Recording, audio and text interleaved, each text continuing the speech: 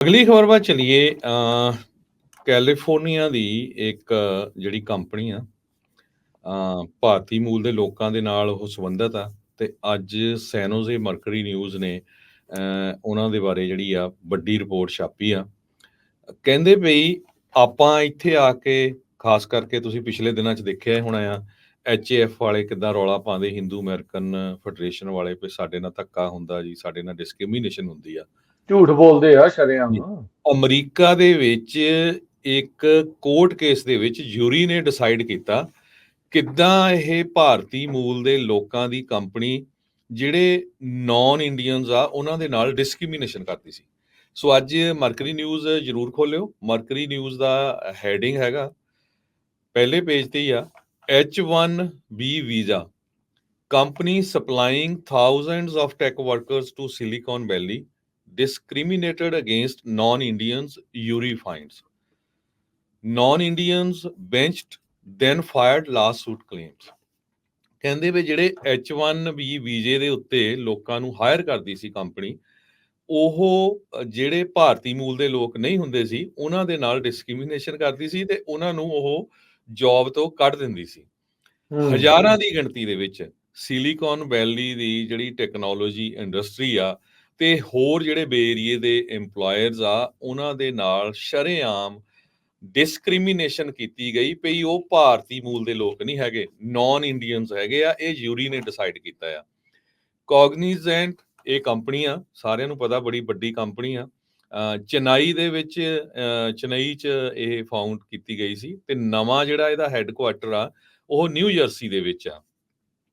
ਤੇ ਫਰਾਈਡੇ ਨੂੰ, ਪਿਛਲੇ ਫਰਾਈਡੇ ਕਲਾਸ ਐਕਸ਼ਨ ਲਾਸੂਟ ਜਿਹੜਾ ਆ ਉਹ ਸੀਗਾ, ਉਹ ਜਦੋਂ ਫਾਈਲ ਕੀਤਾ ਗਿਆ ਸੀ, ਉਸ ਤੋਂ ਬਾਅਦ ਹੁਣ ਜਿਹੜਾ ਯੂਰੀ ਨੇ ਡਿਸਾਈਡ ਕੀਤਾ ਉਹਦੇ ਵਿੱਚ ਕਹਿੰਦੇ ਪਈ H1B ਵੀਜ਼ਾ ਪ੍ਰੋਸੈਸ ਨੂੰ ਟੋਟਲੀ ਅਬਿਊਜ਼ ਕੀਤਾ ਗਿਆ, ਗਲਤ ਯੂਜ਼ ਕੀਤਾ ਗਿਆ।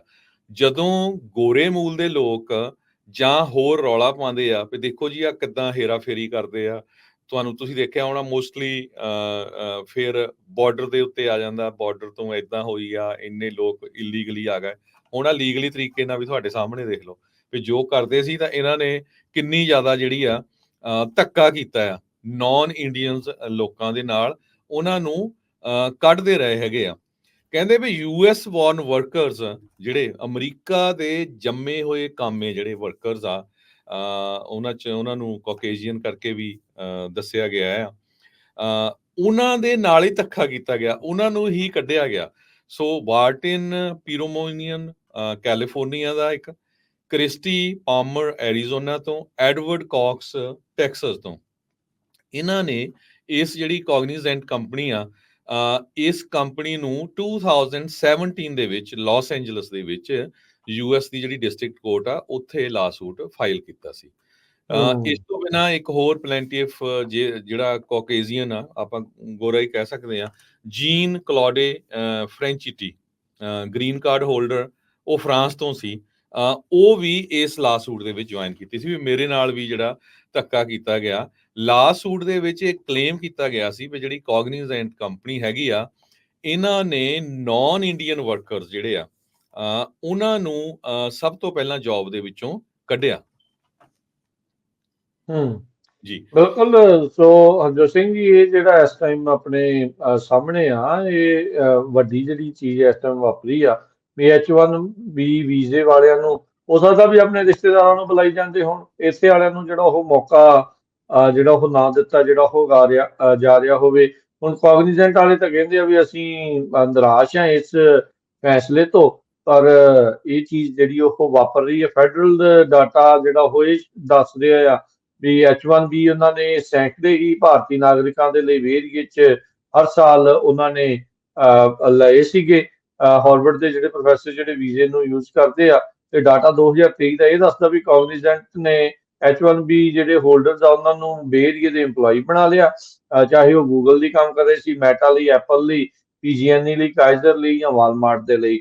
ਸੋ ਕਹਿੰਦੇ H1B ਇਸ ਟਾਈਮ ਇੱਕ ਪੋਲੀਟੀਕਲ ਫਲੈਸ਼ ਪੁਆਇੰਟ ਵੀ ਜਿਹੜਾ ਨਾਲ ਦੇ ਨਾਲ ਬਣਿਆ ਪਿਆ ਹੈਗਾ। ਟੈਕ ਇੰਡਸਟਰੀ ਲਗਾਤਾਰ ਲੌਬੀ ਜਿਹੜੀ ਉਹਦਾ ਕਰਦੀ ਆ ਵੀ ਜਿਹੜਾ 85,000 ਦਾ ਕੈਪ ਆ ਉਸ ਨੂੰ ਵਧਾਇਆ ਜਿਹੜਾ ਉਹ ਜਾਵੇ। ਪਰ ਹਰ ਇੱਕ H1B ਵੀਜ਼ਾ ਦੇ ਲਈ ਪਹਿਲਾਂ ਜੇ ਕੋਈ ਕੰਪਨੀ ਹਾਇਰ ਕਰਦੀ ਆ ਤੇ ਉੱਥੇ ਉਹਨਾਂ ਨੂੰ ਅਮਰੀਕਨ ਲੋਕਾਂ ਨੂੰ ਜਿਹੜੇ ਇੱਥੇ ਹੈਗੇ ਆ, ਜਿਹੜੇ ਇੱਥੇ ਦੇ ਵਸਨੀਕ ਆ, ਉਹਨਾਂ ਨੂੰ ਮੌਕਾ ਦੇਣਾ ਪੈਂਦਾ ਆ ਵੀ ਭਾਈ ਤੁਹਾਨੂੰ ਜਿਹੜਾ ਆ ਇਹ ਜੌਬ ਦੇ ਲਈ ਆ, ਜੇ ਇੰਟਰਵਿਊ ਕੀਤੀ ਆ ਕਿਸੇ ਨੂੰ, ਫਿਰ ਉਹ ਤੁਹਾਨੂੰ ਜਿਹੜਾ ਕਈ ਕੁਛ ਜਿਹੜਾ ਇਸ ਦੇ ਵਿੱਚ ਦੱਸਣਾ ਪੈਂਦਾ ਹੈ। ਪਰ ਕੌਗਨੀਜੈਂਟ ਵਾਲਿਆਂ ਨੇ ਇੰਟਰਨਲੀ ਇੱਕ ਹਿਸਾਬ ਦੇ ਨਾਲ ਇਹ ਜਿਹੜੀ ਕੰਪਨੀ ਆ, ਉਹਨਾਂ ਨੇ ਇਸ ਤਰੀਕੇ ਦੇ ਨਾਲ ਜਿਹੜਾ ਇਹ ਕੰਮ ਵਰਤਿਆ। ਕੌਗਨੀਜੈਂਟ ਨਹੀਂ, ਮੈਂ ਕੌਗਨੀਜੈਂਟ ਵਰਗੀ ਜਿਹੜੀ ਆ ਉਸ ਦੇ ਉਲਟੀ ਇਨਫੈਕਟ ਜਿਹੜੀ ਇਹ ਕੰਪਨੀ ਦੇ ਉਲਟ ਆਇਆ ਫੈਸਲਾ ਚੇਨਈ 'ਚ ਜਿਹੜੀ ਬਣੀ ਸੀ ਵੀ ਬੈਂਚ ਕਰਕੇ ਬਾਅਦ ਦੇ ਵਿੱਚ ਇਹਨਾਂ ਨੂੰ ਬਾਹਰ ਦਾ ਰਸਤਾ ਜਿਹੜਾ ਉਹ ਤੋੜ ਦਿੱਤਾ ਜਾਂਦਾ ਹੈ। ਜਿਨ੍ਹਾਂ ਦੇ ਵੀ ਲੋਕ ਆਈਟੀ ਸੈਕਟਰ 'ਚ ਆ ਉਹ ਜਾਣਦੇ ਹੋਣਗੇ ਟਰਮ, ਯਾਰ ਮੈਂ ਅੱਜ ਕੱਲ੍ਹ ਬੈਂਚ ਤੇ ਆ। ਸੋ ਉਹਦਾ ਮਤਲਬ ਇਹ ਹੁੰਦਾ ਵੀ ਮੈਨੂੰ ਕੋਈ ਵੀ ਜਿਹੜਾ ਪ੍ਰੋਜੈਕਟ ਆ ਉਹ ਸਾਈਨ ਨਹੀਂ ਹੋਇਆ, ਪਰ ਕੰਪਨੀ ਦਾ ਮੈਂ ਹਾਲ ਦੀ ਘੜੀ ਇੰਪਲਾਈ ਆ। ਸੋ ਇਹਨਾਂ ਨੇ ਇਹ ਜਿਹੜਾ ਇੱਕ ਰੂਪ ਅਖਤਿਆਰ ਕੀਤਾ ਵੀ ਭਾਈ ਤੁਹਾਨੂੰ ਬੈਂਚ ਤੇ ਪਾ ਕੇ, ਜਿਹੜੇ ਯੂਐਸ ਸਿਟੀਜ਼ਨ ਇੰਪਲਾਈਜ਼ ਆ ਉਹਨਾਂ ਨੂੰ ਬੈਂਚ ਤੇ ਪਾ ਕੇ ਇਵੈਂਚੁਅਲੀ ਬਾਹਰ ਜਿਹੜਾ ਉਹ ਤੋੜ ਦਿੱਤਾ ਗਿਆ। ਰੀਜਨ ਇਹਦੇ ਵਿੱਚ ਇੱਕ ਇਹ ਵੀ ਆ ਜੋ ਸੀ ਵੀ ਜਿਹੜਾ ਯੂਐਸ ਦਾ ਸਿਟੀਜ਼ਨ ਆ ਜਾਂ ਇੱਥੇ ਰਹਿਣ ਵਾਲਾ ਆ, ਉਹਦੀ ਤਨਖਾਹ ਉਹਨਾਂ ਨੂੰ ਕਾਫੀ ਵੱਧ ਦੇਣੀ ਪੈਂਦੀ ਆ। ਜਦ ਇੰਡੀਆ ਤੋਂ ਲੈ ਕੇ ਆਉਂਦੇ ਆ ਤੇ ਉਹਨਾਂ ਨੂੰ ਫਿਰ ਉਹਦੇ ਡਿਸਪ੍ਰੋਪੋਰਸ਼ਨੇਟਲੀ ਕਾਫੀ ਘੱਟ ਜਿਹੜੀ ਉਹ ਤਨਖਾਹ ਜਿਹੜੀ ਉਹ ਦੇਣੀ ਪੈਂਦੀ ਆ। ਹੁਣ ਤੁਸੀਂ ਆਪ ਹੀ ਹਿਸਾਬ ਲਾ ਲਓ ਵੀ ਜੇ ਜੌਬ ਦੇ ਵਿੱਚ ਉਹ ਇਸ ਤਰੀਕੇ ਦੇ ਨਾਲ ਕਰ ਰਹੇ ਹੋਣਗੇ ਤੇ ਜਿਹੜੀ ਸਿਸਕੋ ਦੇ ਵਿੱਚ ਰੌਲਾ ਪਿਆ ਸੀਗਾ ਜਾਤ ਦੇ ਆਧਾਰ ਵਾਲਾ, ਉਹ ਵੀ ਕਿਤੇ ਨਾ ਕਿਤੇ ਉਸ ਦੇ ਵਿੱਚ ਜਿਹੜੀ ਸੱਚਾਈ ਹੋਣੀ ਆ ਵੀ ਭਾਈ ਉਹ ਕਿਸ ਤਰੀਕੇ ਦੇ ਨਾਲ ਡਿਸਕ੍ਰਿਮੀਨੇਟ ਕਰਦੇ ਰਹੇ ਨੇ। ਜੀ ਸੋ ਬਿਲਕੁਲ ਪਾਮਰ ਜੋ ਪਰਸਨ ਆ ਜਿਸ ਨੇ ਇਹ ਲਾ ਸੂਟ ਵੀ ਫਾਈਲ ਕੀਤਾ ਸੀ, ਜਿਹੜੇ 4 ਜਣੇ ਮੈਂ ਤੁਹਾਨੂੰ ਦੱਸੇ ਆ ਉਹਨਾਂ ਦੇ ਵਿੱਚੋਂ ਇੱਕ ਆ, ਉਹਨਾਂ ਨੇ ਇਹ ਕਿਹਾ ਵੀ ਉਸ ਨੂੰ ਰਿਪੀਟਡਲੀ ਰਿਮੂਵ ਕੀਤਾ ਗਿਆ ਵੱਖ-ਵੱਖ ਪ੍ਰੋਜੈਕਟਸ ਤੋਂ, ਵੀ ਉਹਨੂੰ ਬਾਹਰ ਕੱਢ ਦਿੱਤਾ ਗਿਆ। ਉਹਦੀ ਜਗ੍ਹਾ ਦੇ ਉੱਤੇ ਇੰਡੀਅਨ ਵਰਕਰ ਜਿਹੜੇ ਆ ਉਹਨਾਂ ਨੂੰ ਜਿਹੜਾ ਉੱਥੇ ਲਾਇਆ ਤੇ ਉਹਨੂੰ ਫੋਰਸਫੁਲੀ ਟੂਸਾਨ ਐਰੀਜ਼ੋਨਾ ਤੋਂ ਕੈਲੀਫੋਰਨੀਆ ਵੀ ਜਿਹੜਾ ਆ ਮੂਵ ਕਰ ਦਿੱਤਾ ਗਿਆ।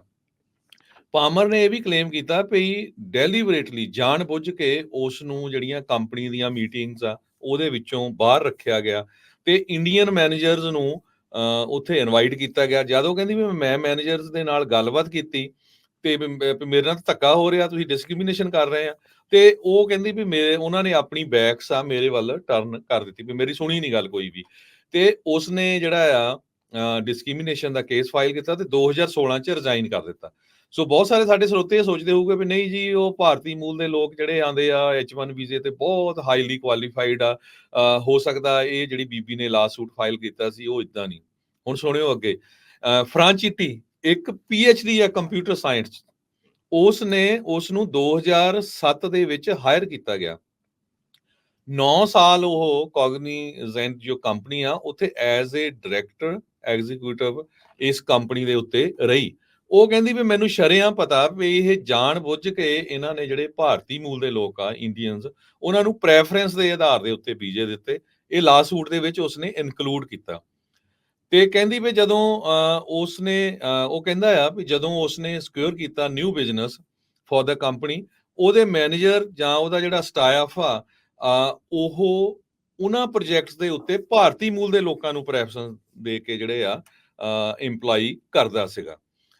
ਤੇ ਮਿਸਟਰ ਫ੍ਰੈਂਚੀਟੀਜ਼ ਦਾ ਜਿਹੜਾ ਗਰੁੱਪ ਸੀ ਉਹ ਜਦ ਕਿ ਆਲਰੇਡੀ ਉਹ USA ਦੇ ਵਿੱਚ ਉਹਦਾ ਗਰੁੱਪ ਅਵੇਲੇਬਲ ਸੀ ਤੇ ਉਹਨਾਂ ਨੂੰ H1 ਵੀਜ਼ੇ ਦੀ ਜ਼ਰੂਰਤ ਨਹੀਂ ਸੀ ਹੋਰ ਲੋਕਾਂ ਨੂੰ ਲਿਆਉਣ ਲਈ, ਕਿਉਂਕਿ ਉਹ ਘੱਟ ਪੈਸੇ ਤੇ ਲਿਆਉਂਦੇ ਸੀ ਤੇ ਪਲੱਸ ਭਾਰਤੀ ਮੂਲ ਦੇ ਲੋਕਾਂ ਨੂੰ ਹੀ ਪ੍ਰੈਫਰੈਂਸ ਦਿੰਦੇ ਸੀ। ਇਸ ਕਰਕੇ ਉਹ ਜਿਹੜੇ ਆ ਉਹਨਾਂ ਨੂੰ ਉਹ ਪ੍ਰੋਜੈਕਟ ਦਿੱਤੇ ਗਏ।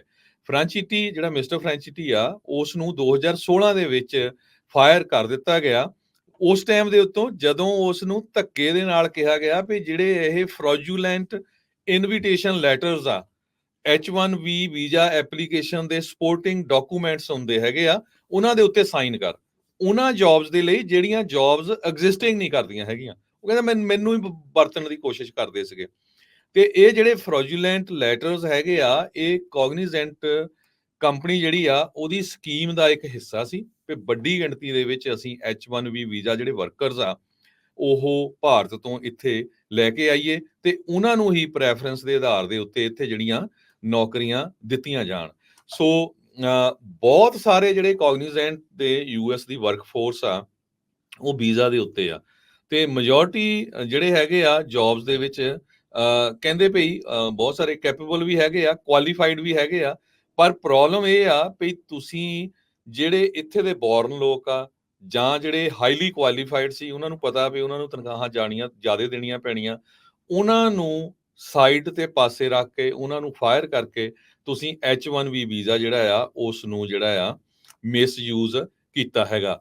ਯੂਰੀ ਨੇ ਰეკਮੈਂਡ ਕੀਤਾ ਆ ਕੋਰਟ ਦੇ ਵਿੱਚ ਜਿਹੜੀ ਕੋਗਨੀਜ਼ੈਂਟ ਕੰਪਨੀ ਆ ਉਹਦੇ ਤੇ ਪੁਨਿਟਿਵ ਜਿਹੜੇ ਡੈਮੇਜਸ ਆ ਉਹ ਲਾਏ ਜਾਣ।